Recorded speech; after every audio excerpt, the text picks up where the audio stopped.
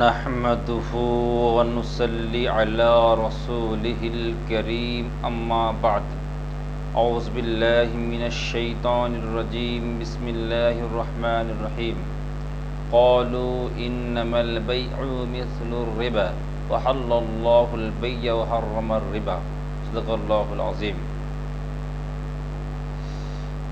सम्मानित सुधी, সেভিং ব্যাংকে অ্যাকাউন্ট খোলা বৈধ কি না, সুদটা খাওয়া চলবে কি না, এই বিষয়ে আমি আলোচনা করব। মনোযোগ সহকারে শ্রবণ করবেন। सवाल, क्या बैंक इंटरेस्ट के पैसे किसी गरीब बहन भाई को दे सकते हैं? क्या बैंक इंटरेस्ट के पैसे किसी गरीब बहन भाई को दे सकते हैं? जवाब, বলছে ইন্টারেস্ট পয়সা গরিব ভাই বোনকে দেওয়া যাবে কি? उत्तर, वाज़ेह है कि बैंक में सेविंग अकाउंट खोलना जायज़ ही नहीं।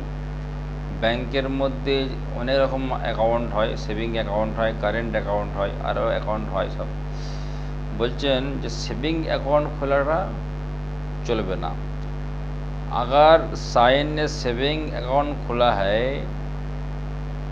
यदि सेविंग अकाउंट खुला থাকে तो उस पर इस्तिगफार भी करे और उसे করতে হবে, इस्तिगफार করতে হবে और उसे फ़ौरन बंद कर दे और संगे संगे बंद कर देते হবে, या करेंट अकाउंट से तब्दील करा दे और वही सेविंग अकाउंटটা करेंट अकाउंट করে ফেলবে। बैंक के मुनाफे सूद से मुताल्लिक असल हुक्म है कि उस बैंक से उसूल ही ना किया जाए। ব্যাংকের যে পছন্দ করা যেটা সুদ পাওয়া যায় ওইটাকে উসুল করা ঠিকই না। लेकिन अगर वो उसूल कर लिया तो किसी मुस्तहिक को যদি এটা উসুল করে লাই, যদি টাকাটা তুলে লাই, তাহলে যে তো किसी मुस्तहिक को सवाब की नियत बगैर दे दिया जाए, সব কিনে দিয়ে দেয়। বলতে যাচ্ছে যদি সুদের টাকা তুলে ফেলো তাহলে এই সুদের টাকাটা যারা অসহায় দরিদ্র তাদেরকে সওয়াবে নিয়ত ছাড়াই তাদেরকে দান করে দিতে হবে। लिहाजा अगर साइन लाइलमी में सूद रकम उसूल कर ली है, यदि কোনো মানুষ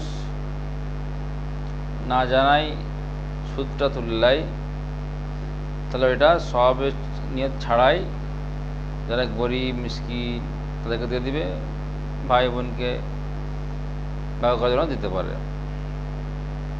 ঠিক আছে, মুসলিম শরীফ আছে সাল্লাম ইলা আখির।